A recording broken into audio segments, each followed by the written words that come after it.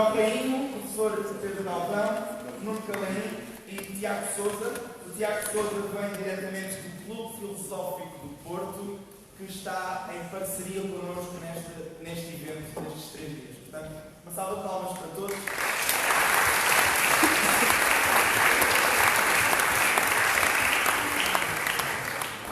Obrigado e vou passar aqui a voz ao chão. Olá, boa noite a todos. Gosto de estar aqui, ver tantas caras conhecidas de sítios tão distintos. É bom ver aqui colegas meus de filosofia e ver de outros sítios, de outros cursos e de outras origens aqui. Caras estranhas normalmente no espaço, mas é muito bom receber-vos e temos aqui, de facto, um painel riquíssimo. E acredito que tem todos os ingredientes para ser uma conversa bastante interessante. Pelo menos, assim como a opção, é isso que nós estamos à espera. Então, como o Jonas já teve a oportunidade de indicar, são estes os nossos. É assim que é constituído o nosso painel. Eu vou recorrer da tecnologia, faz conta que é por causa de uma questão ambiental, e eu vou passar então a fazer a apresentação de cada um daqueles que aqui se senta hoje. Já agora, a título pessoal, dizer que estou aqui com 2 professores, ex-professores meus, portanto sinto uma certa pressão. E quando são ex-professores também já não tenho nada a dizer. O primeiro que apresentaria, que está aqui por ordem, é o professor Pedro Galvão, que é professor no Departamento de Filosofia desta faculdade, é membro do Centro de Filosofia, é diretor do curso da Licenciatura em Filosofia e doutoramento em Ética, Democracia e Desafios Societais e atualmente é também investigador principal do projeto Compêndio de Filosofia Analítica 2, financiado pela FCT. Interessa-se, há muito por ética filosófica, mas não se presuma que é moralista, palavras do próprio. E também por várias questões de metafísica.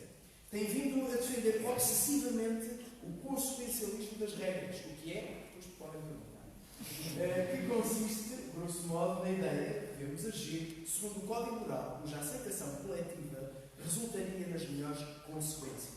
Escreve também ficção especulativa, ficção científica. Vai estar connosco, então, hoje, a representar o lado dos não cristãos. Até porque, como disse, não é exatamente aquilo. Depois falaremos um pouco sobre isso. De seguida, temos então Tiago Sousa. Aqui um recado. Muito bem. Anuncia que, já agora, isto é o objeto. Imaginem que eu tenho aqui um auricular. Anuncia que há tradução para inglês lá atrás, para quem precisar. Is anybody just speak English? Not me, as you can see. Is English is your language? You can go there. Someone will translate. Okay? In Portugal. De seguida, então, Tiago Sousa está atualmente a fazer o doutoramento em Filosofia com bolsa da FCT e é professor assistente convidado de Estética e Filosofia da Arte na Universidade do Minho. Para além disso, tem também um curso superior e mestrado em Música e Guitarra Clássica, dando concertos e aulas de música, apesar de neste momento estar mais focado na filosofia devido ao doutoramento. Tem, portanto, estas 2 paixões, a música e a filosofia. É licenciado em Engenharia, tendo trabalhado há algum tempo como investigador nesta mesma área. E que aqui estará a representar também o lado dos não cristãos, sendo o nosso ateu, portanto é o único no espanhol que se pode. Bem, uma atualização em direto.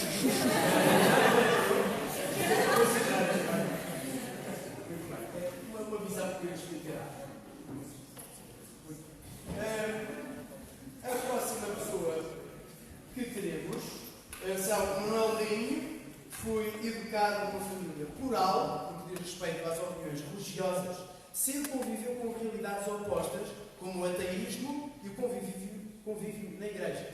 Após terminar os seus estudos em Filosofia na Faculdade de Letras da Universidade de Lisboa, esta casa, lecionou na Escola Portuguesa de Bissau, onde pela primeira vez experimentou integrar na sua vida pessoal o estudo e o ensino da filosofia à vocação missionária. Da regresso a Portugal, voltou ao grupo bíblico universitário, no qual já tinha participado enquanto estudante, mas agora como assessor nas cidades de Coimbra e mais tarde em Lisboa. O seu próprio percurso de questionamento interior levou-o a escrever 2 livros centrados no Jesus histórico. Um destes estará à venda. E vós, quem dizeis que eu sou, e o misterioso Jesus, este sim, à venda. Ambos editados pelo GBU. Hoje é professor de Filosofia e Apologética no Seminário Teológico Batista. E que é, acho eu ainda, cristão. Certo? E a última pessoa é Nuno Calaini, que o Facebook resolveu boicotar a apresentação de Nuno Calaini. Desculpa, só um instante. Nuno, queres falar sobre o Nuno? Eu posso dizer que, se bem me recordo, isto não está. Portanto, estudou matemática pura, correto? Não. É da área da matemática, não é? Por favor, colabora para quem não está. Olá, sou o Bruno. Estudei matemática aplicada e computação no Instituto Superior Técnico, licenciatura e mestrado. Entre a licenciatura e mestrado decidi fazer um ano de pausa e fui um ano para Moçambique trabalhar como voluntário. Foi uma experiência muito enriquecedora. Recomendo a toda a gente que está aqui e esteja a acabar a licenciatura a considerar fazer um ano de pausa. Depois do meu mestrado, fui tirar o meu doutoramento, estou a acabar, vou defender o meu doutoramento daqui a 10 dias, se não me engano, ou 9, em neurociência teórica, para ser mais preciso. E é onde? É que na Fundação Champalimau. Muito bem, está apresentado.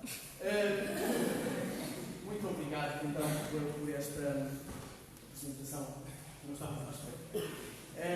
E vamos prosseguir, então, a esta mesa redonda. É uma metáfora, como pode ser, nas mesas não vi orçamento. Como alguém disse.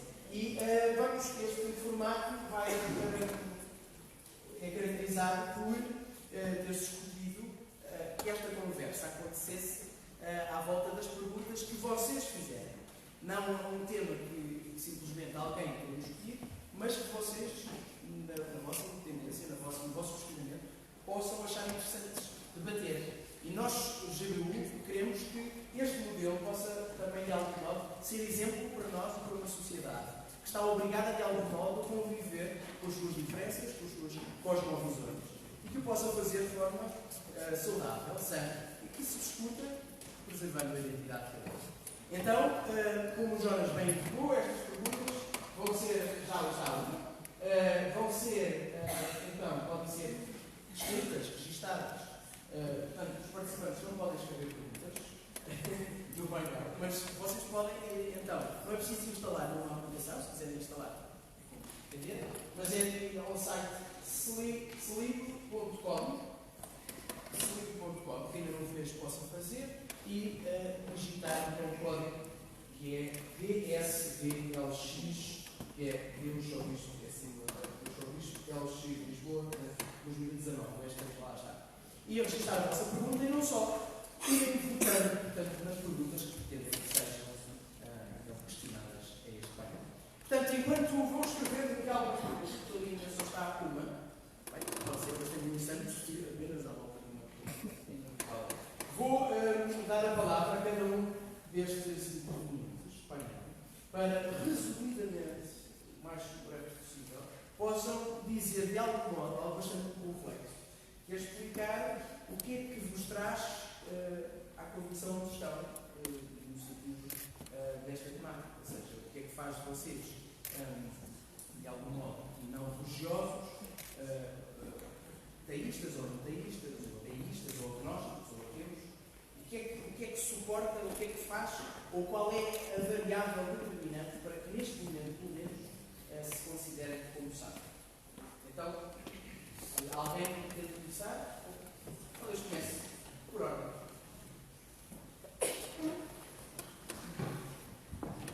Bem, tenho que dizer que eu não gosto de falar com o microfone, mas parece lá atrás.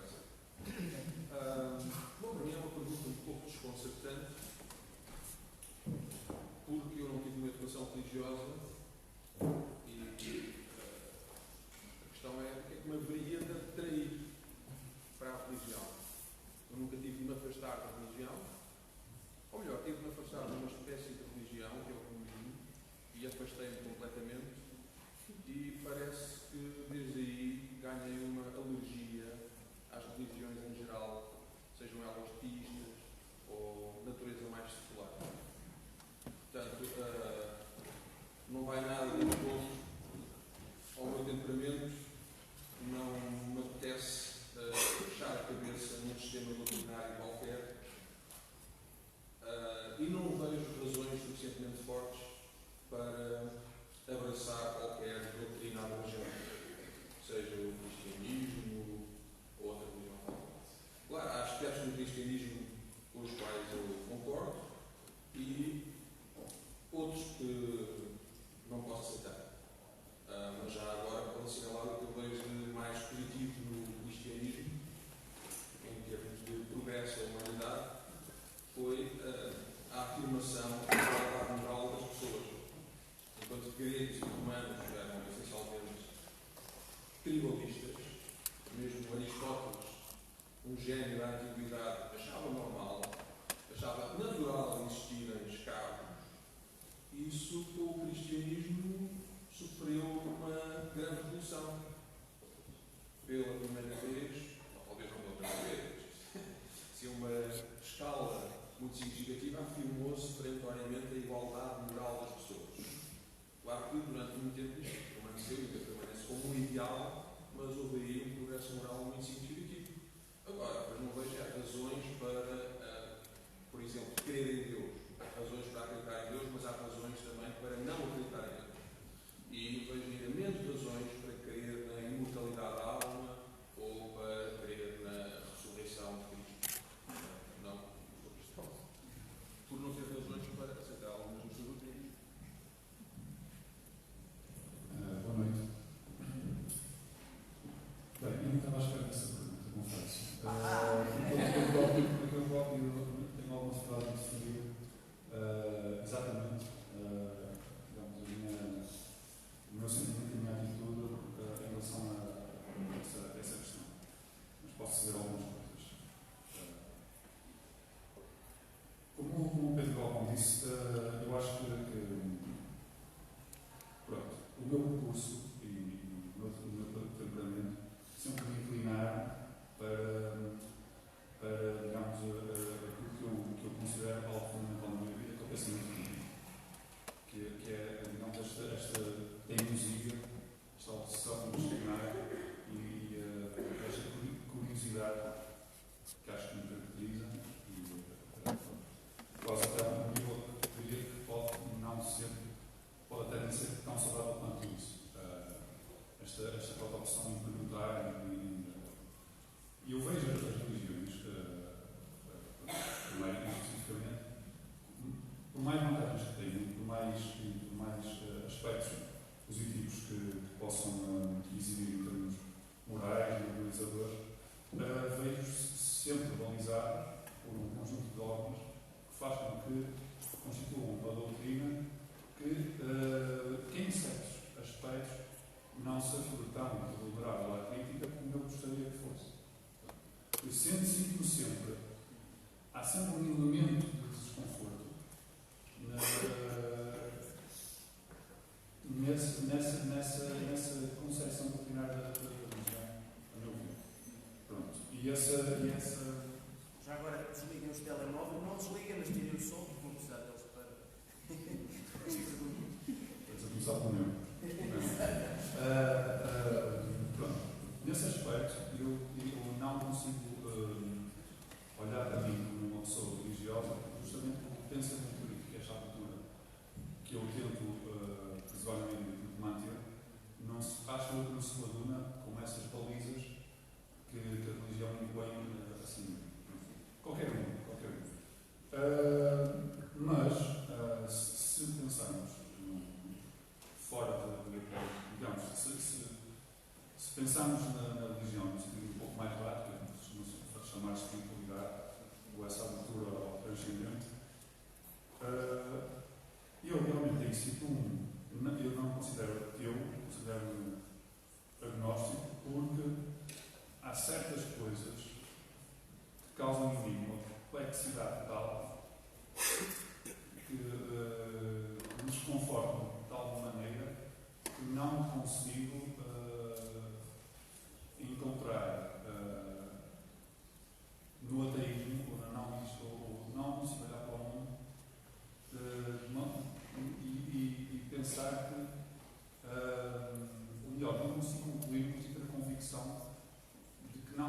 uma dimensão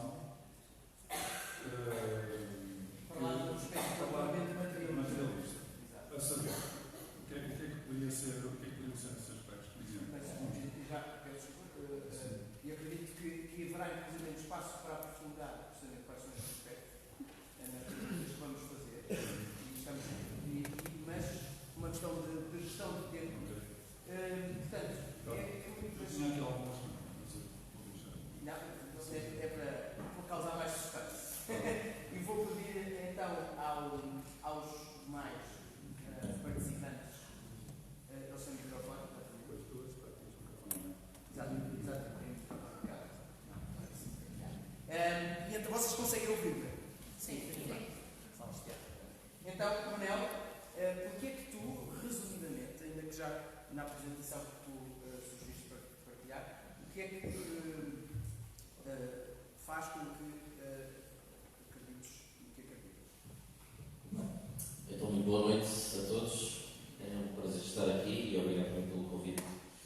E comentarmos parabéns à organização que se lembra de organizar este tipo de assunto, de eventos, para este tipo de assuntos. Julgo que em termos daquilo que a nossa cultura acaba por desenvolver hoje em dia, ver pessoas que têm opiniões diferentes a conversar umas com as outras, julgo que isto é muito de bem.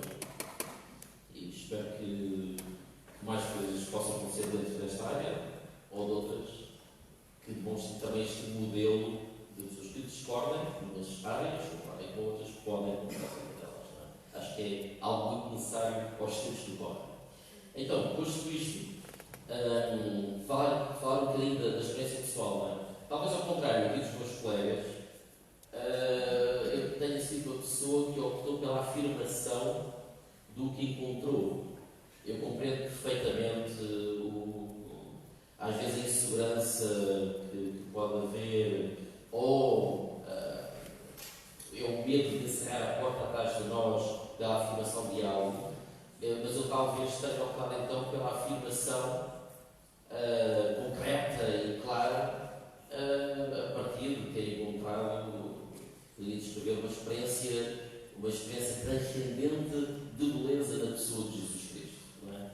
Isso claramente posso dizer que foi a minha porta de entrada na fé cristã, tem vindo diretamente com essa pessoa de Jesus que encontrei nos Evangelhos, obviamente mediada também, e há que dizê-lo, por uma certa tradição cristã, mas também muito mediada por essa pluralidade da qual eu vivi. Eu posso dizer que fui praticamente educado num ateísmo teórico e prático, não é?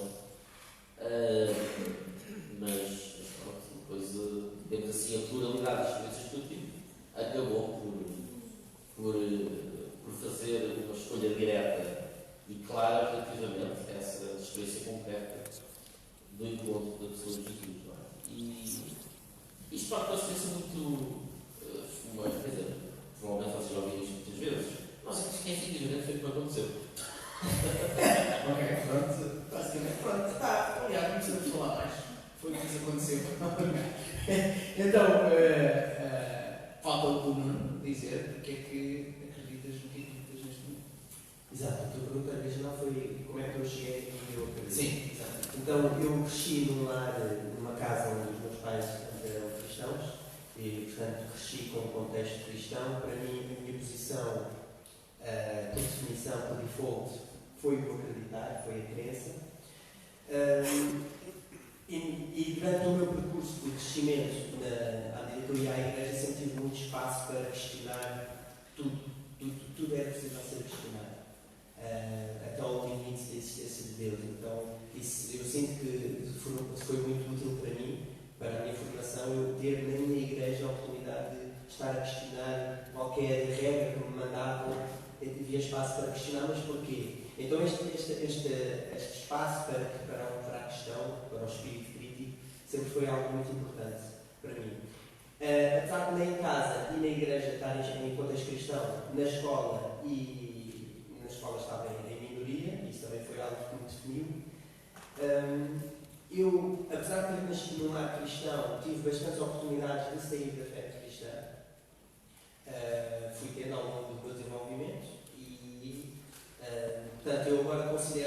eu ser cristão hoje, e identifico-me como cristão, não é um conjunto de fatores, lá está a minha educação ao Deus, mas também aquilo que eu fui vivendo ao longo do meu crescimento, aquilo que eu fui encontrando na igreja e fora da igreja, me levam a chegar a esta conclusão. Muito bem, obrigado pela vossa apresentação. Peço desculpa por vezes ter que acelerar, mas é que para que possamos ir ao osso. E o osso vem com estas perguntas que já ali começam a aparecer. E é inevitável que não se venha a responder a todas as perguntas. Aliás, nós decidimos responder a 6. Não serão necessariamente as 6 mais votadas, porque já estive aqui a ver e há perguntas que fazem a mesma pergunta. Portanto, podem ser condensadas numa só. A primeira pergunta, aquela que, na verdade, tem mais votos, é uma pergunta que engloba tudo, de algum modo, que é a questão sobre o sentido da vida. Se aquilo existe. E, portanto, qual o sentido da vida em ambas as visões? Ora, aqui, em termos de metodologia, procuramos dividir, dar 10 minutos a cada questão. O que é interessante, falar sobre o sentido da vida em 10 minutos. Isso é um pouco arriscado da nossa parte, mas pronto, acredito no poder de síntese dos nossos palestrantes. E dizer, portanto, o centro daquilo que constitui aquilo que há de ser, eventualmente, aquilo que se pode chamar o sentido da vida. Eventualmente, nem todos, vou procurar algumas perguntas fazer a um e a outro, a um de cada grupo. Cada pergunta, cada um de cada grupo responderá. Portanto, haverá uma pessoa de cada grupo. Portanto, agora, porque sim, porque não, começar com o Pedro Galvão, que, portanto, vou pôr aqui um cronómetro, partilhará connosco em 5 minutos, portanto, em 5 minutos cada, ainda é mais, 5 minutos, pronto, será um pouco mais de 5 minutos com certeza, mas partilhamos um conteúdo. Qual é, quando Pedro Galvão pensa na vida, quando acorda de manhã? Já não é quando acorda de manhã, mas quando pensa, quando pensa de facto o que é isto, se isto tem algum sentido, o que é que dá sentido a isso, se é que existe alguma coisa, ou se não existindo, o que é que faz com que a vida seja tolerada? Eu lembro de Camus que falava que a grande questão era o suicídio, não é? Porque é que nós não nos suicidamos? E de algum modo isso leva-nos a pensar. Então, o que é isso? Bom, não sei se eu percebo que existem vidas felizes, vidas miseráveis, vidas melhores e piores para quem as vive, e há uma série de concepções filosóficas que eu considero perfeitamente inteligíveis acerca daquilo que faz a vida de uma pessoa ser melhor ou pior para ela. Mas, quando se pergunta pelo sentido da vida, eu não sei exatamente o que é que está à espera como resposta. Portanto, a própria ideia de sentido da vida parece-me enigmática. Tenho dificuldade em percebê-la.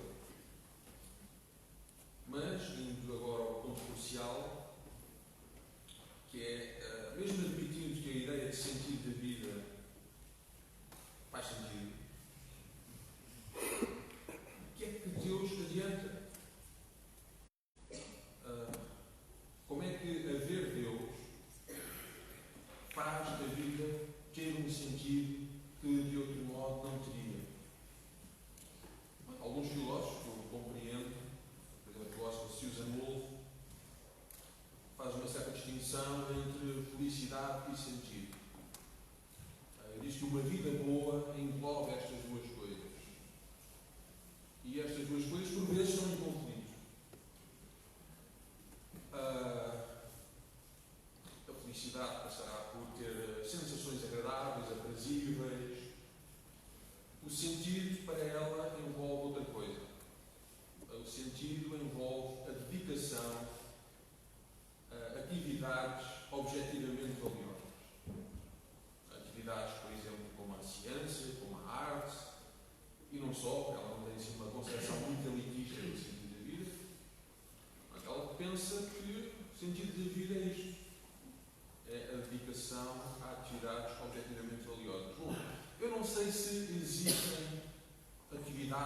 objetivamente valiosas. Mas, supondo que existem, então este tipo de sentido estará disponível mesmo que Deus não exista.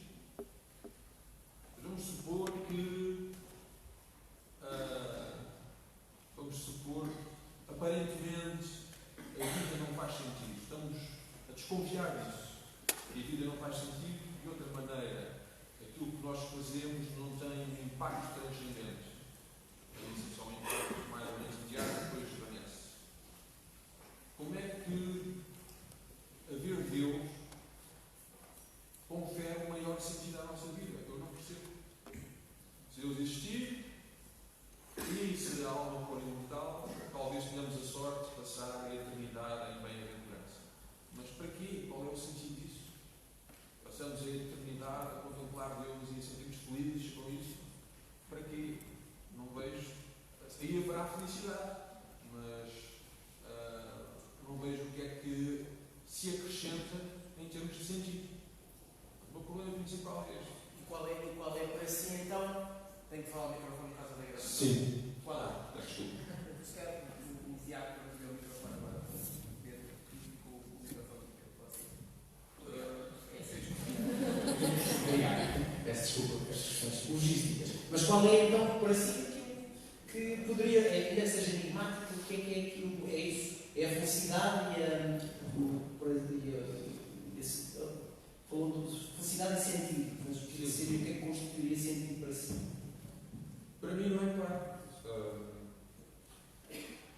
Há vidas mais felizes e menos felizes, e se calhar isso é tudo. Portanto, não existe nos Depois, olhos. eu não consigo perceber que uma dimensão de uma vida boa para lá da felicidade é a dedicação a coisas objetivamente valiosas. Mas eu não sei se existem coisas objetivamente valiosas, no sentido de serem valiosas independentemente das nossas atitudes. Duvido. Portanto, talvez exista só felicidade e miséria, e, claro, há que procurar, nesse caso, a felicidade não só para nós próprios, como para aqueles que nos são mais próximos e para os seres humanos e os seres sencientes em geral. Muito bem. Muito obrigado. 5 minutos. Uau! 5 minutos, precisamente. Manuel, vamos ter que acompanhar esta capacidade de síntese. Vou pedir então ao Manel, enquanto cristão, que dê a sua perspectiva, então, do que é isto de sentido. O que é que ele chama de sentido? Se há uma necessidade de sentido. Responder também, eventualmente, a esta levantar a questão que o Pedro levantou. Sim, sem dúvida alguma que esta pergunta já permite uma série de premissas sem dúvida, com a qual o meu colega não concordou, pelo menos com algumas delas. Eu, da perspectiva cristã, o que é que eu diria? Claramente o seguinte, eu apresentaria talvez um problema, que é um problema de será que somos meros tarefeiros, ou seja, que há na vida são tarefas, e depois nestas tarefas eu sinto felicidade ou miséria, nos termos, na realização dessas tarefas, ou algo mais, ou seja, vamos usar como analogia, ou este programa que sou eu, é realizado para uma finalidade última, que não mera realização de tarefas. Eu acho que isto vai à raiz e ao âmbito do que é que podemos pensar que seja o ser humano, sem dúvida. E eu acho que esta questão aqui daria para nós estarmos não era a noite toda, era uma semana inteira para de facto debatermos, desculpa dizer a igualdade, não é? Mas na perspectiva cristã, sem dúvida que há um sentido, não só há sentidos, como há um sentido na medida em que para haver um sentido, aliás, na medida em que para eu não ser um mero tarefeiro, eu tenho que ter um alvo.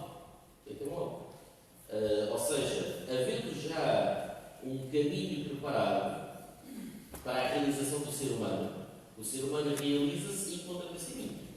Vou colocar de outra maneira. Faz diferença pensar, por exemplo, que há justiça, ou que a justiça não é a convenção humana.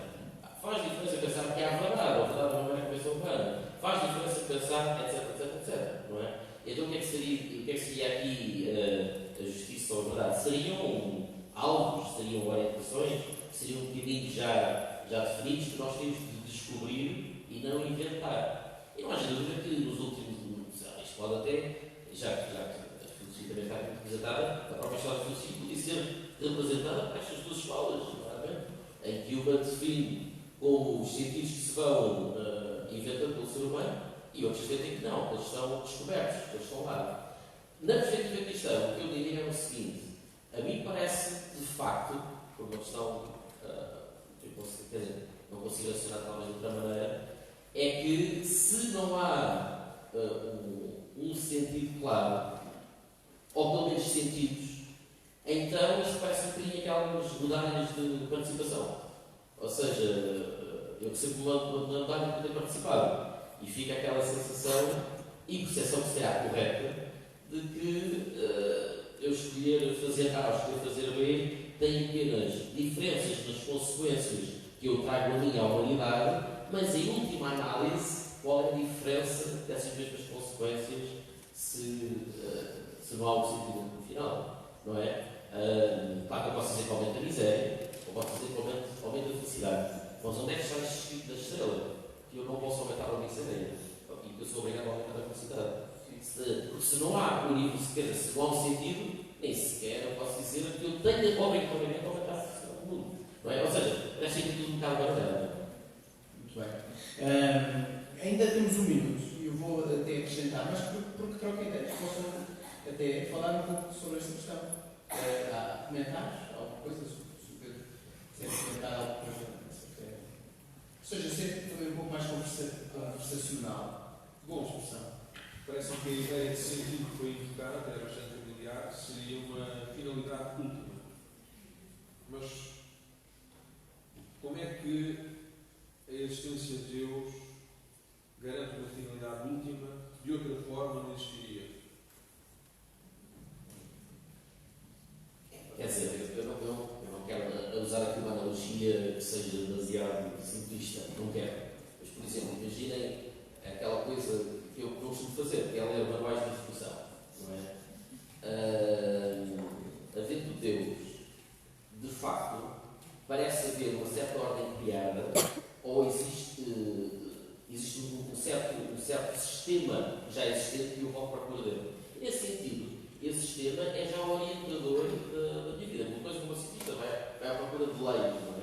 E essas leis têm impacto na forma como eu, por exemplo, estrutura uma ponte, etc. Já será o arquiteto, depois o engenheiro. Faz sentido, ou seja, vou primeiro à procura de algo que já lá está e depois eu uso esse algo que já lá está para definir e para orientar aquilo que parece ser a minha ação.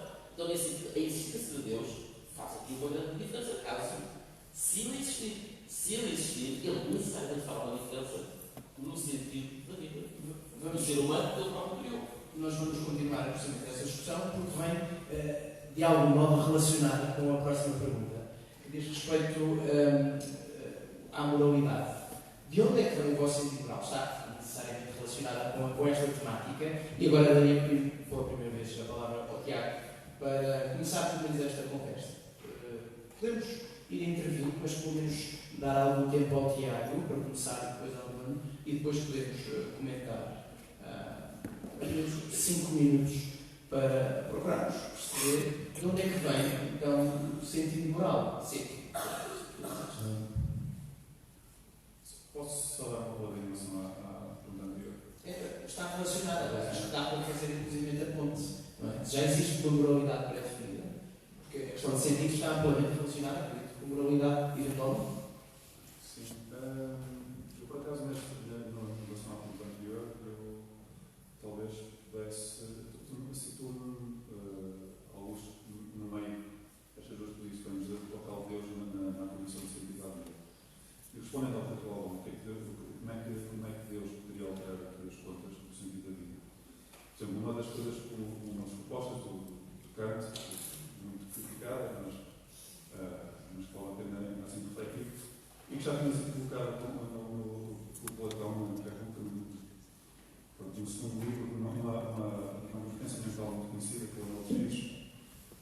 seguinte: imaginem que eu pretendo ser justo, mas e sou justo, mas por causa da minha entrega à justiça no mundo, eu acabo de ser uma pessoa profundamente infeliz. E pessoas que são muito injustas e acabam por ser muito mais felizes. Pronto. Digamos que esta conciliação entre o ser justo, o ser feliz, ou o ser infeliz, ou pela negativa, parece que nos causa alguma dissonância, parece que não faz. Isto é um bocado tudo, porque eu também, por outro lado, não posso ser justo para ser feliz. Isto é já uma interpretação do sentido de justiça. Mas, por outro lado, também parece que me faz alguma confusão. Imaginamos um mundo que permite que as pessoas justas acabem sendo infelizes. Pronto. E uma das hipóteses de resolução disso é: há uma espécie de garantia universal a um legislador que vai garantir que este estado de coisas não aconteça. Que as pessoas justas acabem por ser infelizes. Mas as pessoas justas não podem viver, mas lá está, aí que é a certeza pública. Não se pode agir conforme não se pode agir em conformidade com a justiça pensando nessa garantia universal. É como se isso fosse algo que tivesse que existir independentemente das motivações. Transformar a justiça no meio. Exatamente, pronto. Deus, porventura, pronto, digamos,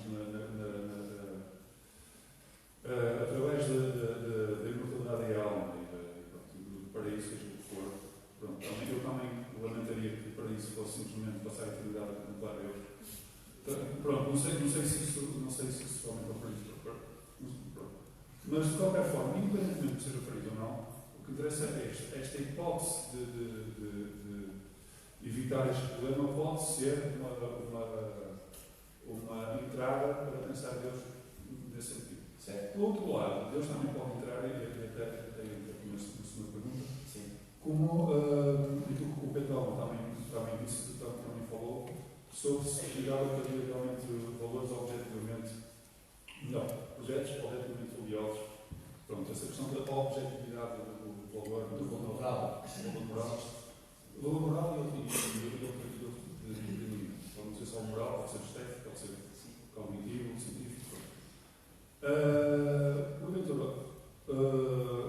Deus pode também ser uma hipótese, também ela sujeita a muitas críticas, de conferir objetividade a algum tipo de valores. Pronto. Eu devo dizer que eu não tenho, eu estou a dizer isto simplesmente para propor estas hipóteses, não para defendê-las. Mas e qual é que seria a sua defesa? Ok. Vou responder à sua pergunta, então.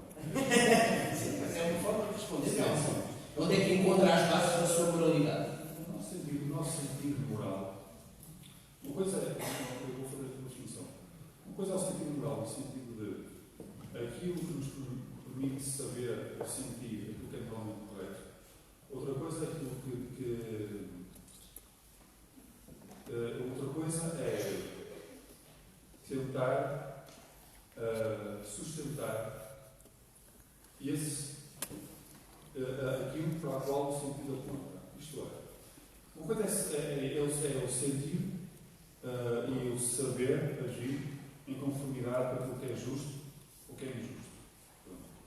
E outra coisa também que eu, se uma coisa falhar, outra também falha, é eu tentar perceber se essas minhas intuições morais apontam para algo objetivamente válido ou se isso aponta para algo que realmente corresponde ao real mundo. Sim.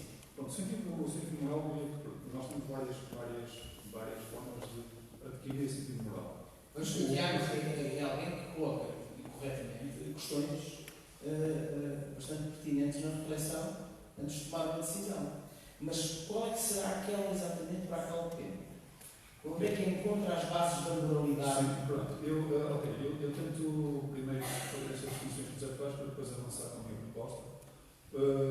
Nós podemos ver o sentido moral, se realmente o sentido moral é algo que é acessível a toda a gente, acho que não pode ser algo demasiado intelectualizado, tem que ser algo que possa ser quase natural em nós. Não, o cristianismo fala muito da compaixão, da caridade. Isso pode ter algumas raízes na nossa, simplesmente na maneira como nós tentamos ver a sociedade e como nós evoluímos por ver a sociedade. E podemos ter intuições morais baseadas simplesmente na compaixão, no sentimento do amor ou no sentimento de ligação afetiva com as outras pessoas, mas isso matizar ou complexificar com a razão, com o próprio exercício da racionalidade. Sim, ou seja, a razão seria a forma como nós chegaríamos à moralidade. Mas eu acho que não é suficiente. Não é suficiente a razão, porque, em última análise, acho que a razão não nos dá os princípios sobre os quais possamos raciocinar. Isto é, a razão permite-nos raciocinar. É uma experiência. Certo. Princípios que aceitarmos. Isso é valioso, mas não nos dá os próprios princípios, eu diria, que têm a ver, o sentido moral de cada um de nós tem a ver com a nossa, o que podemos chamar, a sensibilidade, uma certa sensibilidade ao outro, tem a ver com o nível de empatia que nós temos. Pronto, e sobre isso podemos estruturar. Mas deixem-me só complementar isso. Mesmo assim, eu acho que as coisas podem ser simples. Mesmo essa empatia, essa sensibilidade mais orgânica, mais visceral, podem ser moldadas pela racionalidade. Certo. Pronto, Mas a moral é aquilo que objetifica os valores morais como objetivos, ou seja, é a empatia, é a razão que faz com que as coisas sejam boas ou más, ou isso é um instrumento para identificar se as coisas são boas ou não. Porque uma coisa é o conhecimento, como é que se conhece, não é? E outra coisa é o que constitui aquilo, se verdade existe bem ou mal, se isso existe objetivamente. E por onde é que o Tiago tende? Se acredita se existe bem ou mal, colocando nesta pergunta bastante simples, mas bastante complexa, e o que é que faz, analisando mais metafísica, o que é que faz com que acredite nisso? Se é nisso aquilo que é acreditar. Eu acredito que existe. Eu acredito que existe, apesar de não conseguir argumentar racionalmente, nem penso que seja argumentável racionalmente, que seja desse caso, desse modo. Deixa-me só acrescentar isto. E acredito que isso existe independentemente da existência de Deus. Imaginemos, há o conhecido dilema de Euclides, que aparece no diálogo de Platão, que é resumidamente também mais ou menos isto. Se algo é bom porque Deus quer, ou se Deus quer porque algo é bom. Digamos que não especificamente colocando esta questão. Imaginamos algo que todos nós consensualmente consideramos que é bom. Por exemplo, maltratar crianças por prazer. É algo que todos concordamos que é objetivamente mau. O que eu pergunto é, se a moralidade está dependente de Deus, é menos concebível que Deus pudesse querer ou pudesse desejar que crianças fossem torturadas por prazer. É necessária essa relação. Aliás, só para também só concluir. Se nós achamos que Deus nunca poderia aceitar tal coisa, então estamos a dizer que existe esse princípio que o próprio Deus deve obedecer, vamos falar assim, para o bem do Portanto, Deus estaria sujeito a leis superiores. É essa a ideia. Aliás, eu gostava de convidar o resto do painel a comentar, dizer algumas das afirmações e dar também espaço para Nuno. A moralidade, até enquanto cientista, sabemos que é um meio bastante determinista nas suas visões sobre a moralidade. Mas também, qual é a tua visão, contratando com essa realidade, como é que tu convives, concilias a tua fé com essa perspectiva e dando também, eventualmente, algum comentário ou técnico mais claro que vocês querem fazer esta boa questão colocada pelo Tiago. Ok, eu, sendo cientista, com cientistas todos à minha volta, e a visão filosófica predominante deles é mesmo o materialismo. Algo que eu não suponho, desde supor que seja a visão aqui dos meus colegas, mas para mim, como eu percebo, pelas conversas que eu tenho com eles, vou dizer deontérico é o sentido moral para os meus colegas. Vou começar a responder por aí, pelo menos pelas nossas discussões. Eles têm uma visão materialista, eles acreditam que aquilo que nós consideramos que seja bom ou mau é fruto da evolução. Na prática, assim como há leis da física que definem como uma partícula é atraída pela gravidade, há leis de interação. Poderíamos dizer que a moralidade é fruto dessas leis de uma interação entre organismos que fizeram-nos ser mais aptos ou menos aptos para sobreviver. Então, eu penso que os meus colegas iriam dizer que algo é bom ou mau, dependendo se isso contribui para o florescimento último de todo o cosmos, de toda a biosfera, de todos os organismos, ou não. E apesar de haver algo que possa contribuir para a sobrevivência e a reprodução de um determinado indivíduo, mas se isso não contribui para o global, então isso é mau. Isto eu estou a descrever a visão deles. Eu acho que eles vão buscar o que é bom e o que é mau ao processo evolutivo, a estas leis de interação entre organismos que fazem a definição do que é bom e mau, aquilo que é, em última análise, bom para a reprodução, para a sobrevivência, para o florescimento. Por outro lado, eu, como cristão, eu acho que aquilo que define o bem e o mal, em última análise, vem emanar de Deus.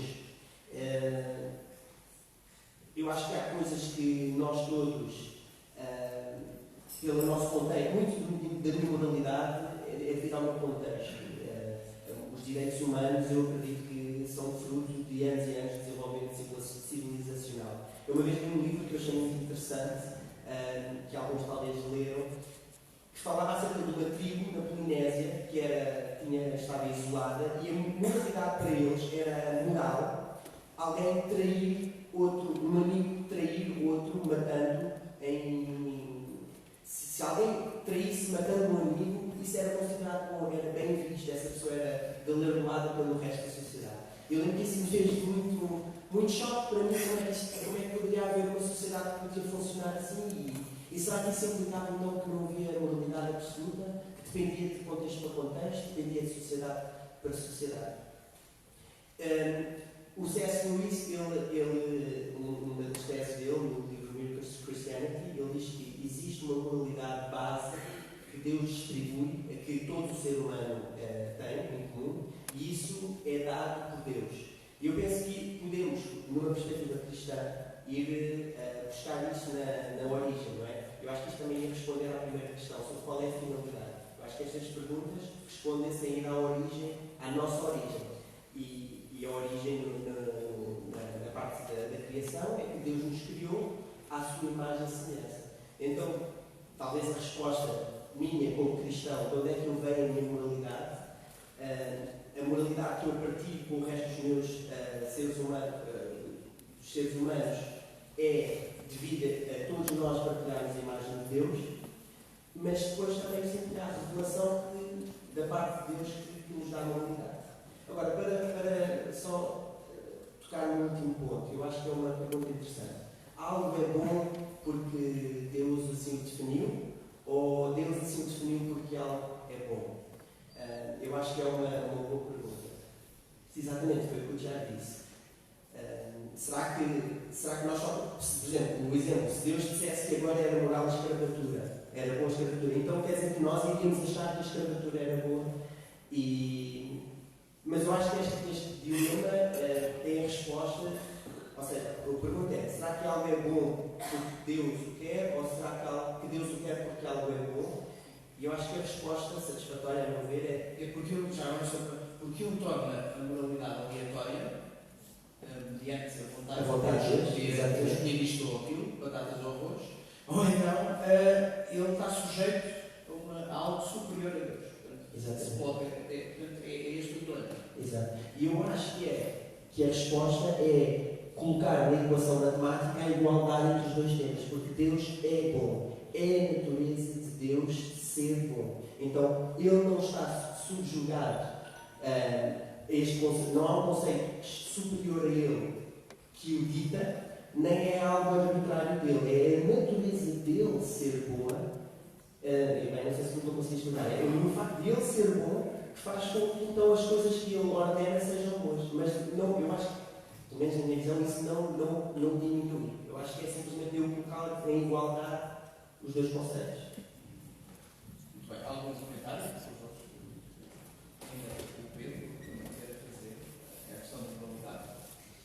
Uma vez que é ética, se calhar tem alguma coisa difícil. Eu também penso que a moralidade, o nosso sentido moral, o meu sentido moral, decorre de alguma combinação entre empatia e raciocínio, e que este sentido moral poderá ser explicado em termos naturalistas e evolutivos, o que não significa que quem adota essa explicação tenha de advogar uma ética em que a finalidade é produzir tantos descendentes quanto possível, mas claro que não.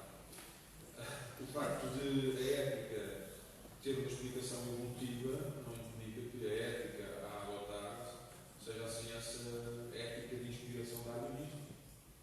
Mas qual é que é a ética correta? Isso será assunto para reflexão. Bom, e uma vez mais, eu não vejo nesta discussão da moralidade o que é que Deus acrescenta. Porque acho que me lembro que eu digo é inescapável. E a resposta mais razoável será aquela que estava a ser sugerida, não é? Que há um padrão da bondade, o direito tem que ser superior a Deus, mas que é independente de Deus. Que o que é bom ou mau não é um decreto arbitrário de Deus.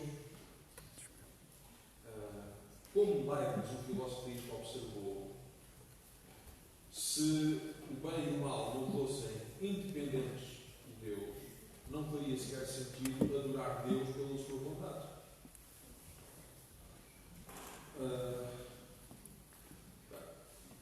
Nessa medida, eu entendo que a ética é perfeitamente dissociável da essência de Deus. É ética. Não percebo, mas eu acho que não percebeu o raciocínio. Como é que se saltou da parte de Deus, portanto, ser igual a bom, a bondade, Não não está está. sempre Deus igual ao bom, não precisa da afirmação.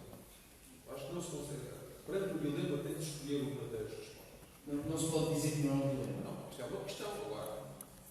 A tortura é errada porque Deus a reprova, ou Deus reprova a tortura porque ela é errada. É uma questão. E há que optar por uma das respostas, ou então dizer que a questão não faz sentido. E parece que é uma questão que faz sentido. Talvez o Manuel deu sinal que quer comentar. Só fazer uma Força, claro. se soluções ótimas aqui, um comentário em relação à distinção entre saber e ser. Complementar o que disse sobre podemos eventualmente adquirir o sentido moral por via darwinista, mas o nosso sentido moral não apontar para uma ética darwinista. Se nós sairmos do campo da moral para o campo do conhecimento, por exemplo, isso é muito fácil de perceber. Nós podemos, o nosso cérebro pode ter evoluído neste sentido darwinista e contingente, e ter sido assim. Mas podemos, através da construção do nosso cérebro atual, aceder a verdades que são temporais, como o clima de Pitágoras ou algo do género. Pronto, pode o nosso sentido moral ser fruto do darwinismo e ser, digamos, o nosso sentido de empatia, o nosso sentido de racionalidade, conjugados, também então conjugados depois, que foi fruto de uma evolução contingente, temporal, mas pode ainda, isso não bloqueia a hipótese daquilo para o qual aponta poder ser um caráter universal e temporal. Por exemplo, a ideia da escravatura, a ideia de que fazer sofrer outra pessoa por simples prazer é errado. Mas não é eu aceito esta questão, mas eu próprio não sei como fundamentar, porque, por exemplo, enquanto para mim é bastante óbvio, não sei, não é bem óbvio, não é bastante óbvio. Mas é razoável aceitar que o Pitágoras tem esse caráter temporal, dentro de uma axiomática específica, para esse caráter objetivo que eu agora estou a falar da evolução das guitarras, acho que já é preciso algo que eu não tenho. Mas que é que Este é um tema, nós vamos dizer que é um tema que distancia bastante, talvez não estive cristão, no objetivo podemos chamar de isto, mas não precisa ser ateu para não concordar com o objetivo cristão. E é talvez um dos assuntos, eu acho, basilares, não só da vida de vida, eu posso até diria que é um dos assuntos basilares, talvez de uma compreensão racional da fé cristã, eu diria. Quer dizer, há outros, mas este poderá ser um deles. Eu vou tentar explicar da melhor forma possível porque considero que o dilema de hoje de forma um falso dilema. Ou seja, na concepção de qualquer ser, o ser terá que ter atributos. Um ser sem atributos ou não é? Então, sempre que concebemos a ideia de Deus, obviamente que ele deve ter atributos, não é? Mas por que pensar que esses atributos não são co-eternos com Deus? Por que pensar que eles são existentes de forma independente? Não há razão biológica para não admitir a ideia de um ser existente com atributos, onde as suas concepções morais são ele próprio, são ele. Não é? Eu não estou a dizer que não haja alguma condição lógica de considerar como Platão, etc., que essas atividades possam ser independentes. Estou a dizer que não há condição nenhuma que seja ilógica, não é essa que dizer que seja ilógica, que possa pensar uma entidade com os seus atributos de forma interna. E nesse sentido é perfeitamente plausível pensar que há uma terceira via que não está prevista no dilema de Deus, que é o ser interno com estas mesmas características. Qualquer ser tem que ser características não é. Nesse sentido, há ali uma terceira hipótese do dilema de Deus forma coloca. Só uma coisa, o dilema de Deus não diz respeito à temporalidade. Pergunta é o que é mais básico? É o bem e o mal ou a vontade de Deus? Não há aqui uma pergunta pelo que é prévio temporalmente. O dilema não tem que ver com temporalidade. Claro, não, eu estou a falar da visão de eternidade. Eu estava a falar da visão de eternidade no sentido em que eu não preciso de considerar que hajam entidades independentes, no sentido de bem, mal, fora de uma existência que vai ser Deus com o ser eterno. É assim, todos nós acreditamos na essência do ser eterno, não é? Todos nós. A não ser talvez algumas novas concepções científicas que possam fazer o universo surgir do nada. Tirando essa hipótese, que eu considero radical e irracional, todos nós acreditamos que haja alguma eternidade. Isso é óbvio. Ou seja, haverá algum ser que, pela sua eternidade, justifique o atual presente estado de coisas. Eu estou apenas a referir. O que quer dizer com ser? Por exemplo, uma justificativa materialista teria que ser a matéria, a energia. Então, a gente acredita na eternidade, ou num ser eterno, todos. Mas esse ser pode ser plural, etc. Aqui pode haver várias circunstâncias, no sentido, pode haver várias entidades concretas, mas todos nós acreditamos no ser eterno, a não ser que consideremos por nada produto alguma coisa. Não é? Portanto, sendo assim, o que eu estou apenas a referir é que eu não preciso de pensar que o bem ou o mal estejam fora da natureza daquele ser que os cristãos definem como Criador, como Deus, etc. E como eterno. Não há razão nenhuma lógica que me obrigue a pensar nessas características fora da natureza de Deus. Isso não existe. Por isso é possível pensar uma terceira via quando eu levo a Tem uma vontade, tem essa propriedade, mas essa vontade depende da sua vontade ou não? Essa bondade faz parte da sua natureza. Não estamos a falar, claro. Portanto, não depende da sua vontade. Por razão que digo, não depende da sua vontade. Não precisamos de decretos divinos para ter moralidade. Exatamente. Mas essa concepção de um Deus que age apenas por decretos divinos, isso é uma concepção muito específica dentro da fé cristã. Por exemplo, eu poderia chamar isso de nominalismo, poderia chamar uma série de coisas, mas não é claramente uma concepção cristã única. Não é? Aliás, eu até diria que sequer é tradicional e é mais comum dentro do cristianismo. Então, se calhar, comparamos. Também se rejeitava essa concepção, que era o filósofo teísta. Qual? Leibniz aceitava um padrão da bondade esses elementos filosofistas que têm essa concepção de que os pactos morais são tratamentos químicos.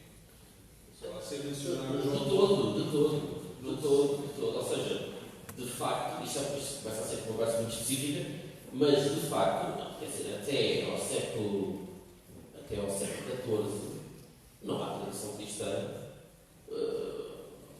quer dizer, assim, muito clara, que já há pré-nominalismo por alguns autores, sobre mais dúvida, mas a nível de tradição cristã até o século XIV, e os chinos já tinham muitos séculos, não é de existência, em que vejo Deus apenas como legislador e mais nada. Ou seja,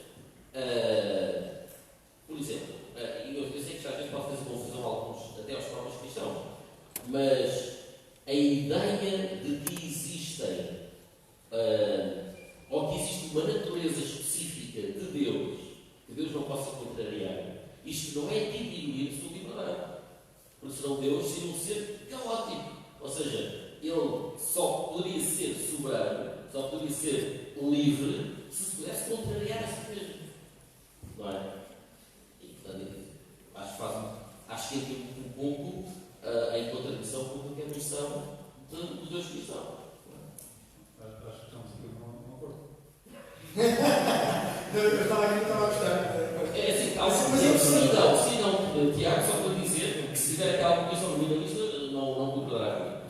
Podemos dizer que o bem pode ser consumido independentemente de Deus. E Deus, pela sua natureza bondosa, tem que sujeitar esses que estamos aplicamente no momento. Mas aí é que está a diferença.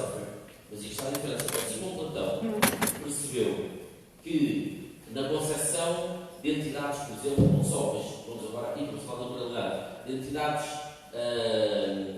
fora do mundo físico, ele percebeu que havia uma hierarquia, não é? Da mesma forma, nós percebemos também, a partir de. Podemos chegar à conclusão que isso que nós estamos a falar do bem está dentro da natureza de Deus. E não há razão lógica para dizer que não. Eu percebo que da vossa parte vocês estão a dizer, mas é possível que estejas fora. Tudo bem, é possível que estejas fora. Mas então teríamos que falar, por exemplo, da fé cristã, há razões através das quais eu tenho acesso a essa mesma realidade. Aí estaria do vosso lado dar razões para explicar como é que nós temos acesso a estas entidades, que são bem, mal, etc. Como é que nós temos acesso a isso? Não é? É que na fé cristã isto está muito definido. Nós podemos dizer isso porque Deus se revela. Porque Deus fala ao homem. Não é? Porque Deus não é uma entidade, sim, está escondida de uma certa forma, porque não está por baixo da minha cadeira, mas Ele fala constantemente a sua natureza e a partir da sua função. Mas aí estamos a mostrar outras coisas. Sim. Uma coisa é saber, outra coisa é o ser. Então, outra coisa a mostrar. A fé cristã pode ser um veículo, uma forma de eu aceder a essas verdades morais.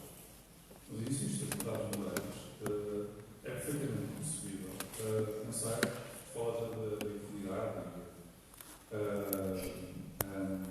O que não é possível é conceber que Deus pudesse aceitar moralmente correto as características da escravatura.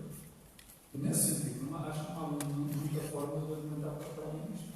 Se não é possível que Deus pudesse conceber a escravatura como algo bom, então a escravatura é independentemente concebida como algo mau.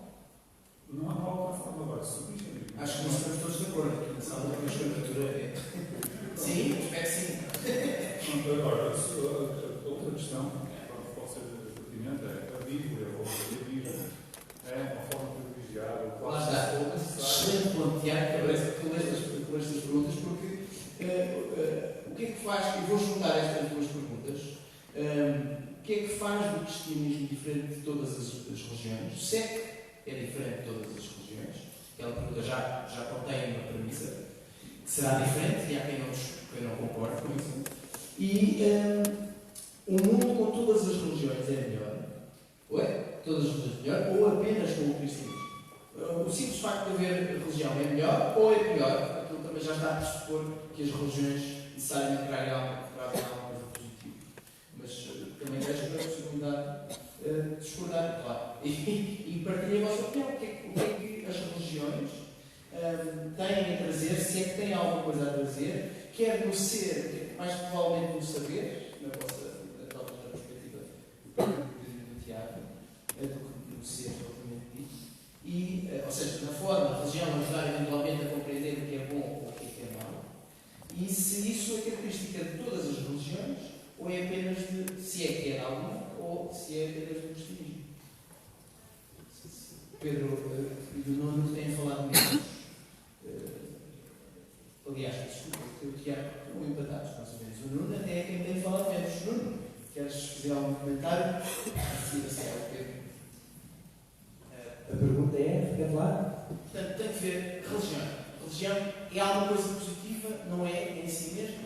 O cristianismo tem alguma coisa de especial relativamente às outras religiões? Ok, primeira pergunta. Se a religião tem trazido coisas positivas. Então, como verdadeiro cientista, temos que testar isso. Temos que colocar condições iguais. Num mundo temos que ter religião, no outro mundo temos que não ter religião e depois vamos testar. Só que não dá para fazer isto. Não dá para saber, não conseguimos saber realmente o impacto verdadeiro. Agora, olhando para a história, pela minha perspectiva pessoal, eu acho que a resposta para o cristianismo eu diria que, para mim, é claro que o cristianismo teve um impacto profundamente bom de progresso na sociedade. Mas isto eu reconheço que é segundo a minha perspectiva atual, com os meus valores. Mas isto é algo que nem toda a gente concorda. Por exemplo, o Steven Pinker diz que é o ateísmo que trouxe, vai ser um motor principal do progresso. Pronto, isto para dizer que há discórdia sobre essa pergunta.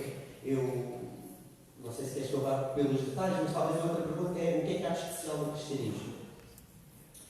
Bem, o que faz o cristianismo ser especial dos outros é porque ele é verdadeiro e os outros são mentiras.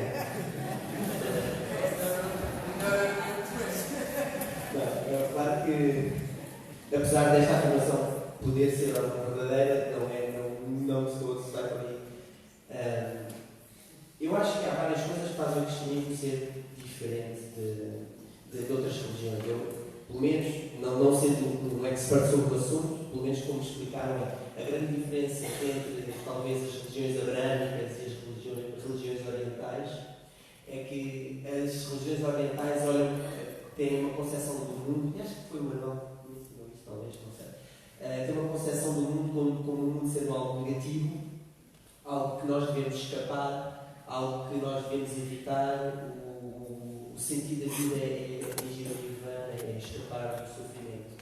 Enquanto as religiões abrâmicas, e principalmente o cristianismo, na origem, em Gênesis, diz que Deus diz que a criação é boa. Tudo isto é bom. Nós somos bons. Os animais são bons. A matéria é algo bom, é algo boa. Mas está corrompida. Então, eu acho que logo aí há uma diferença, uma distinção entre as outras religiões orientais.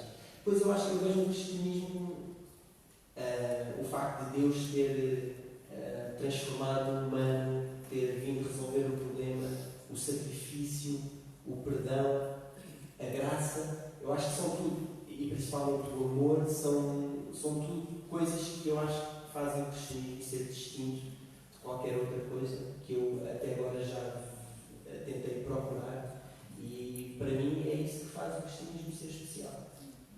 Gostava de ouvir, Pedro, se é que a religião tem alguma coisa de relevante a trazer, e se tendo o cristianismo tem algo que eu caracterizo de forma especial no sentido positivo, ou então negativo.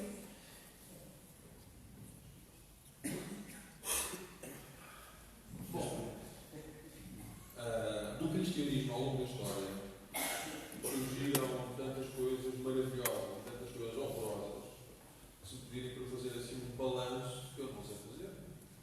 Porque a realidade histórica do cristianismo é extremamente complexa. Vemos grandes obras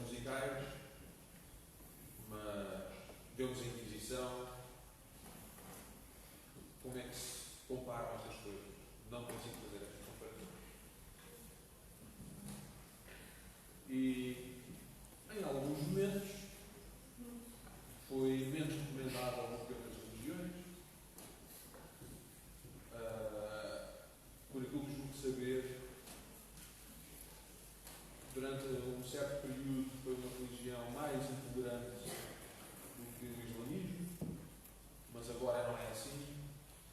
Agora as ameaças maiores da intolerância não partem do cristianismo, partem pelo contrário do islamismo.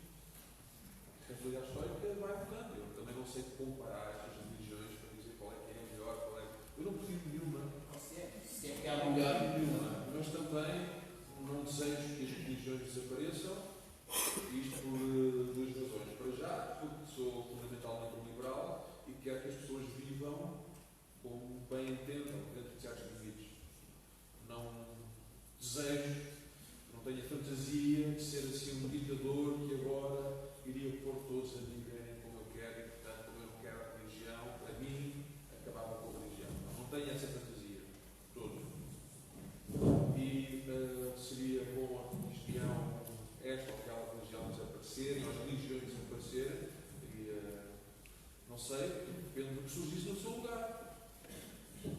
E foi aquilo que nos mostrou o século V, quando as religiões recuam, podem surgir coisas muito piores do que as religiões. Aquelas religiões seculares, o comunismo, o nazismo. Sinceramente, a religião desaparece, mas aparece isso, eu digo não, é melhor continuar assim. Mas também devo dizer que não me desagrada, não me repugna assim um futuro em que aconteça aquilo que hoje acontece na Islândia, um país pacífico, onde aparentemente a religião está a desaparecer e ninguém está infeliz com isso. As pessoas não deixam de ser religiosas por serem compelidas a abandonar a religião, acontecer. Se isso acontecer de um modo geral, à escala planetária, não pensarei, que horror esse futuro da humanidade. Mas também não desejo que as religiões desapareçam. Sim, eu desejo. Desejo que a intolerância religiosa desapareça. meio John Lennon. Porque acho que a religião.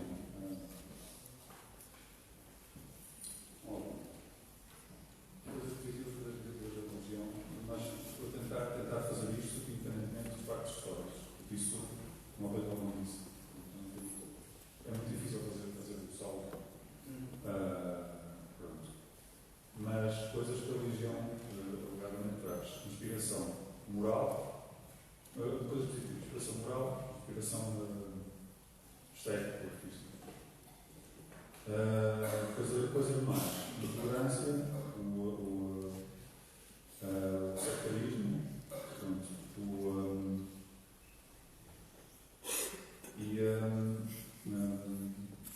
diria eu, a não abertura crítica. Quando se fala, por exemplo, é uma coisa, há uma dimensão que me é bastante cara, a música, o meu compositor favorito é Bach. Pronto. E eu gosto muito de Bach, eu gosto muito. Pronto. E realmente o Bach dizia ao diabo, fazia tudo em glória de Deus, inspirado na sua versão do cristianismo. Pronto, o interrompo há quem alega que se não fosse isso, o Bach não teria escrito a outra. Pronto, eu interrompo sinceramente assim, não sei se Bach é um gênio, em primeiro lugar, e usou contingentemente a inspiração do seu tempo, a cosmovisão do seu tempo, para dar corpo às suas criações, ou se foi essa cosmovisão que teve a determinar a expressão plástica. Acho que é ao contrário. Mas não tenho provas disso, por isso não sei muito bem. O que eu sei é que o que eu sou contra é, e quando o Pedro Beethoven fala sobre aquilo que surgiu no século XX, que foi na pior religião, o que surgiu no século XX tem características da religião que eu acho que são deliciosas, que é o caráter ideológico e dogmático. Por exemplo, quando falamos de comunismo, de nazismo, existe uma série de características que vemos na religião instituída, como o dogmatismo, o seguidismo, a crença num bem maior espiritual, que não liga carismático, pronto, tudo isso. O que eu proponho é nem uma coisa nem outra, nem religião, nem ideologia, pronto, ou não possível não existir com ideologia? Se existe essa probabilidade? Não, a ver, existem graus de convicção ideológica, existem graus de viabilidade ou de abertura à hipótese de nós estarmos errados. A democracia, por exemplo, é um sistema que está feito de maneira a tentar conciliar várias opiniões e com eleições de 4 em 4 anos, ela própria se recicla ou se autorregula. A democracia pode ser uma ideologia, pode dizer que a democracia também é uma ideologia, mas não é uma ideologia comunista, em que existe um imperativo em que todos nós nos sujeitamos àquela ideia de perpetuidade. Pronto. Por isso, mesmo dentro das ideologias, acho que eu caio ideologias mais grandes, mais automáticas do que outras. Mas aí não será o caso dessa ideologia em particular partir de determinados pressupostos que são em si também ideológicos e que nós consideramos mais morais do que outros, nomeadamente o homem é igual e tudo mais? Sim, ok. Qual é o nível de quão moral, quão igual pode ser o homem? Isso não poderia ser encarado. Qual é o grau disso? Qual é o grau máximo de achar que o homem é igual ou que tem pelo menos direitos iguais que o homem é igual? Portanto, há sempre uma ideologia em qualquer coisa. Eu acho que realmente, mesmo a própria democracia tem balizas, mesmo Portugal tem uma Constituição que, à partida, só pode ser revista com 2 terços da população do Parlamento. Existem certas balizas que não são tão facilmente revogadas. E depois também há alguns dilemas que os filósofos gostam de apontar, que é, por exemplo, se a democracia, porventura, aceitar a pena de morte, mas tu achas que a pena de morte é moralmente compreensível para qualquer circunstância. Vais aceitar pacificamente o voto democrático na aceitação da pena de morte ou vais votar contra esse voto democrático? Existem outros problemas que também colocam em dúvida, mas o que eu digo é, dentro do possível, tentar fugir àquilo que é, penso eu, o dogmatismo e o fechamento crítico. Pronto. A religião, há vários aspectos da religião que não se coadunam, penso eu, com aquilo que nós achamos que são os valores atuais da democracia. Por exemplo, eu já não votei isso, mas sei que isto muda muito de religião para religião e mesmo dentro da própria cristianismo há várias visões sobre isto. Por exemplo, a visão do cristianismo ou do catolicismo em relação ao casamento, em relação ao divórcio, em relação à contracepção, em relação à homossexualidade, em relação à despenalização do aborto, em relação à eutanásia. Tudo isso, eu acho que, por princípio, a posição religiosa, diria eu, que é um entrave à compreensão crítica dessas questões. Pronto, normalmente eu vejo muito este tipo de raciocínio. Eu sou contra a homossexualidade porque vem escrito na Bíblia. Eu já ouvi muito isto. Porque uma boa interpretação da Bíblia diz que a homossexualidade é um pecado. Depois acrescenta, vocês não são contra os homossexuais, são contra a homossexualidade. Eu pergunto, então qual é a mal da homossexualidade? Está na Bíblia, não está mal. Portanto, eu acho que esse tipo de raciocínio é um entrave à evolução moral da sociedade. Eu acredito que seja um entrave à evolução moral da sociedade. Algum comentário? Estava aqui a pensar, de facto, a pergunta é novamente regressar, esta pergunta, a última é regressar à luta sobre a moralidade, e qual é o critério? Mesmo esta avaliação que foi feita, qual é o critério? Talvez, eu tive a mesma experiência, provavelmente, que eles estiveram no Velho Testamento. É um choque. Não, mas eu estou no Velho Testamento. Mas, de facto, ali uma fase eu perguntei, eu tenho choque porquê? Tenho choque porque passou em cima de um que é cristã, ou o cristianismo. Eu não tenho choque.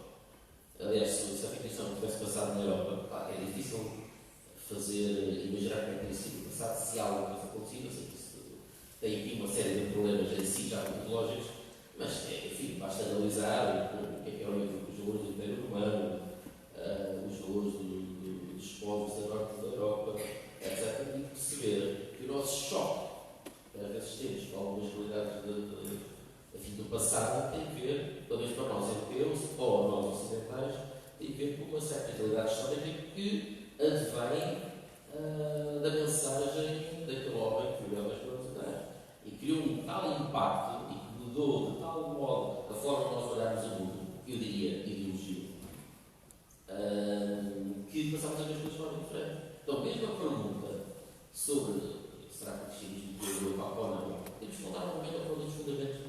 moral.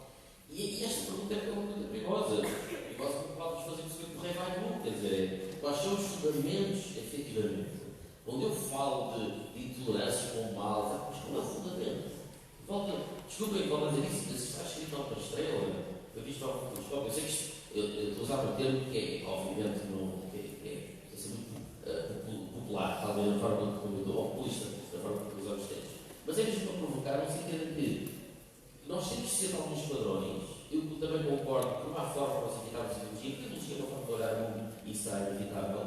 E, portanto, teremos que perguntar qual é o fundamento de eu considerar que aquilo que X é mau e que Y é bom. Para eu responder a esta pergunta sobre se o que foi bom ou mau, eu preciso ter um critério moral. E por isso eu preciso perguntar sobre os fundamentos. Eu sei que nós não queríamos arregaçar essa questão, mas estamos a arregaçar ela. Nós somos fundamentos. Não é? Muito obrigado. Nós vamos ter que começar a terminar. Muito obrigado pelas perguntas que colocaram. De facto, não há espaço para todas, pelo menos para falar de todas aprofundadamente. Alguém perguntou algo? Não queria. Mas foi ainda bem. Não existe conceito político. Perguntas interessantes. Bom. Pronto, há uma pergunta muito profunda que alguém deve ter para cá. Então, eu ia sugerir, e foi interessante ter terminado assim, ter terminado nesta questão que é o que é que fundamenta qual é o nosso critério último para ter esta ou aquela posição. E creio, a jeito de acabar, que foi um bom exemplo, ainda que exigente, a nível de concentração, de como nós, apesar das cosmovisões diferentes, podemos conversar e podemos até provocar-nos intelectualmente uns aos outros de uma forma saudável e interessante. Não sei se em curtas palavras, em mesmo curtas palavras, daqui a nada vem o segurança, vem aqui expulsar da sala. Queria perguntar se tem alguma última coisa que gostaria de deixar de lado. Alguém quer começar? Posso acabar a dizer que acho que concordo com o que o Cristiano disse acerca de uma coisa negativa da religião é não fomentar o espírito crítico. Foi algo mais ou menos assim. Eu, pela minha experiência, lá está, eu encontrei o espírito crítico na minha religião e sempre me deram muita vontade para questionar tudo. Eu concordo com isso. Se há um espaço onde o espírito crítico não é fomentado, eu acho que isso é uma coisa má, objetivamente má, e que eu gostava que fosse eliminado. De resto, concordo com tudo. Quero agradecer também a todos que estão aqui pela boa discussão.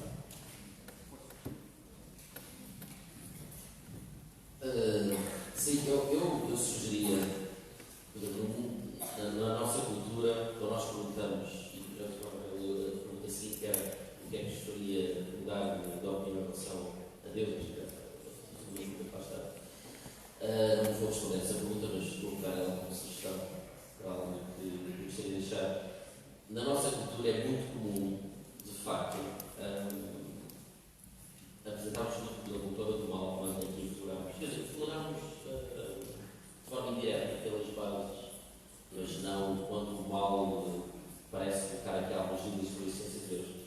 E eu colocaria esta de outro modo, que é o seguinte: da mesma forma como o mal às vezes nos faz colocar dúvidas acerca da possibilidade da existência de um Deus poderoso, mas amoroso ao mesmo tempo e omnisciente, eu sugeria também olharmos para o outro lado da garrafa e percebermos o quanto é que a beleza e o bem nos podem também ser as portas para o ascender.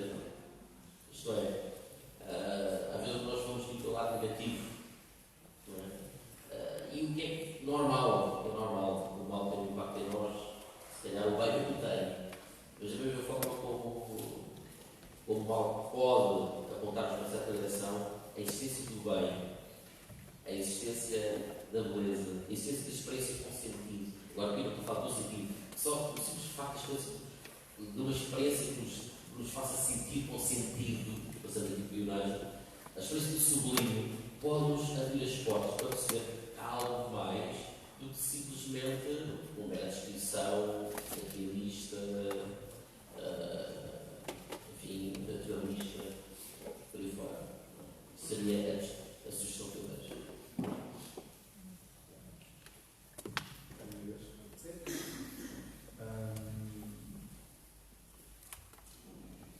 Bem, quer dizer, eu como agnóstico e como vocês viram, tenho muito mais dúvidas do que propostas concretas para apresentar, mas aquilo que eu queria dizer é o seguinte. Independentemente da religião que nós decidamos acolher, acho que devemos ter em conta o seguinte, que o mundo é hipercomplexo e que nós somos muito facilmente sujeitos a uma série de enviesamentos mentais que nos fazem acreditar que não temos mais simples do que realmente é. Se a religião for uma forma de nos abrir à complexidade do mundo, em princípio não seria contra a religião. Mas o que eu não consigo é, nós temos tantos bilhetes já, nós temos tantas formas de nos sabotar a nós próprios. E quando nós falamos, há uma propósito, como eu vos amei, ou há uma coisa inimigo, essa mensagem do amor. Eu diria que o amor, essencialmente, o respeito pela outra pessoa, requer uma abertura à complexidade e uma abertura a tentarmos realmente compreender o que é que está a acontecer. E às vezes, creio eu, que a religião, por mais aberta que seja, por mais espírito crítico que contemple, subrepticiamente pode induzir-nos a ler o outro e a tentar compreender o outro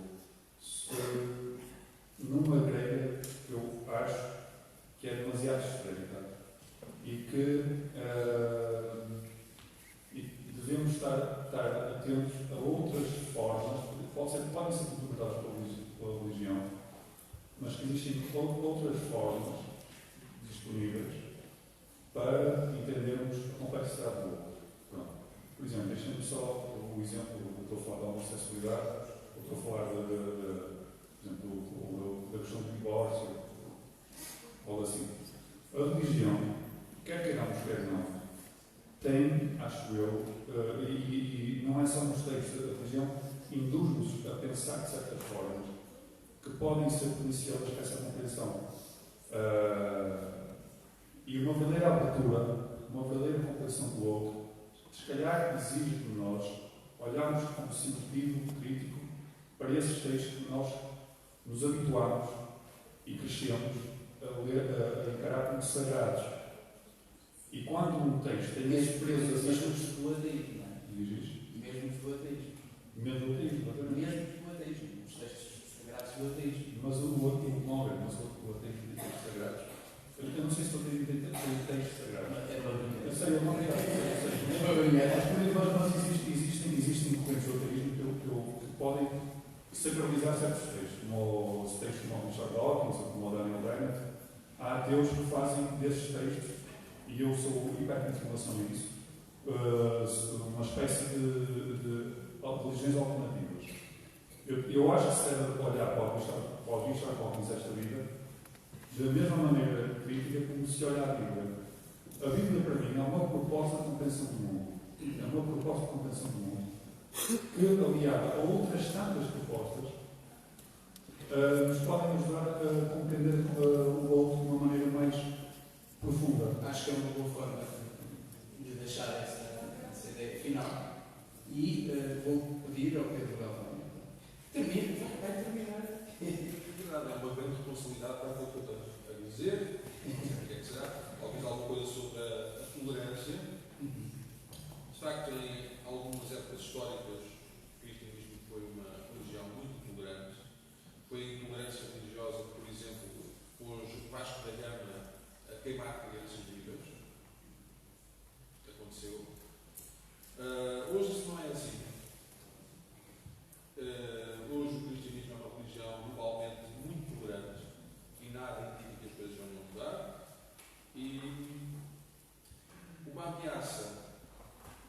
atual à tolerância vem até de uma certa esquerda política hostil ao cristianismo.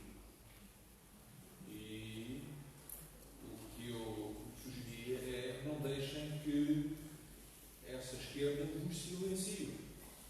Eu não acho que a homossexualidade seja moralmente errada, mas se os cristãos acham isso, têm todo o direito de achar isso. Não é crime ter opiniões morais que vão contra aquilo que é dominante no pensamento secular. Ter estas opiniões não é nem deve ser crime. Não devem deixar que alguns iluminados procurem silenciá-los com novas ortodoxias que não são religiosas. Bem, uau! Uma forma muito interessante, acho que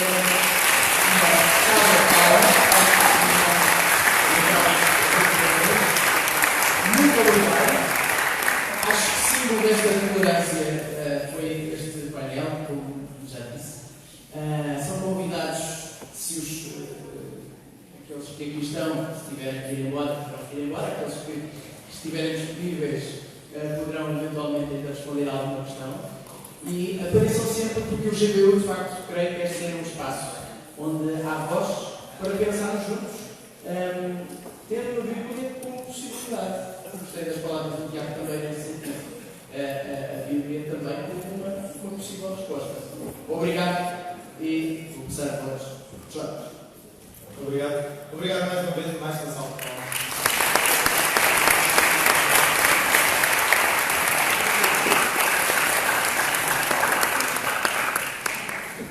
Ainda antes de terminarmos, gostava de deixar mais uma vez o desafio. Se sentiram desafiados ao longo destes 3 dias a abordar estes e outros temas, amanhã, como já falei, vamos iniciar o Descobre, às 7h30 aqui na faculdade. Para mais informações podem falar com o staff. E as próximas 5 semanas, às segundas-feiras, à mesma hora, 19h30. Estas 6 semanas servem para quê? Para discutirmos de forma racional a pessoa que Jesus é. Não se esqueçam dos flyerzinhos, deem a vossa opinião, se quiserem deixem os vossos contactos através do papel e entreguem também à equipa de staff que vai estar. Vou chamar ainda a Denise, a Presidente do GBU Lisboa, para dar os últimos agradecimentos.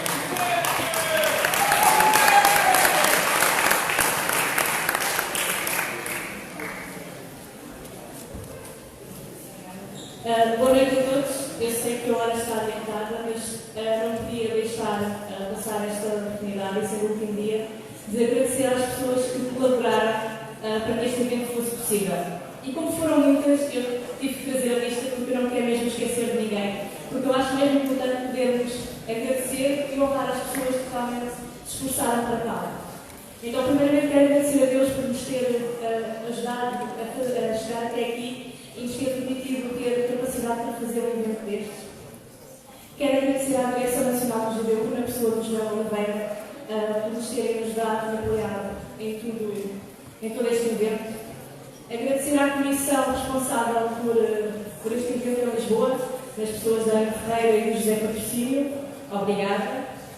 Também a todos os voluntários, tivemos uma equipa de mais de 20 voluntários que estiveram aqui incansavelmente a distribuir folhetos, que estiveram a colocar os papéis de feedback, que estiveram a receber-vos. Foram mesmo incansáveis e foi mesmo muito bom poder colaborar com eles. Obrigada a todos os voluntários. Eu acho que eles merecem uma salva de palmas.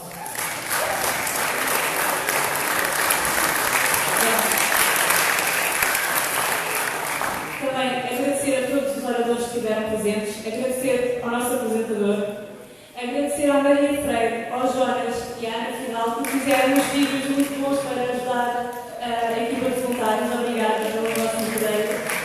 E ao José Patrocínio que falou. Também ao Clube Filosófico do Porto, que teve em parceria connosco hoje.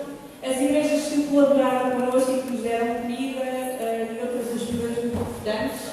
À Inês Boteiro, que nos ajudou na decoração. Obrigada, Inês. Não te vejo, mas obrigada. E todas as pessoas também que contaram no transporte dos oradores até aqui, da estadia. Muito obrigada. E claro, obrigada a todos vocês, público, porque sem vocês todo este esforço seria em vão. Obrigada. Obrigado. Então, para terminar, muito obrigado a todos mais uma vez. Hoje não há desculpas, sem vontade de dizer €1, portanto ficamos à vossa espera com grande. Deus, só isto.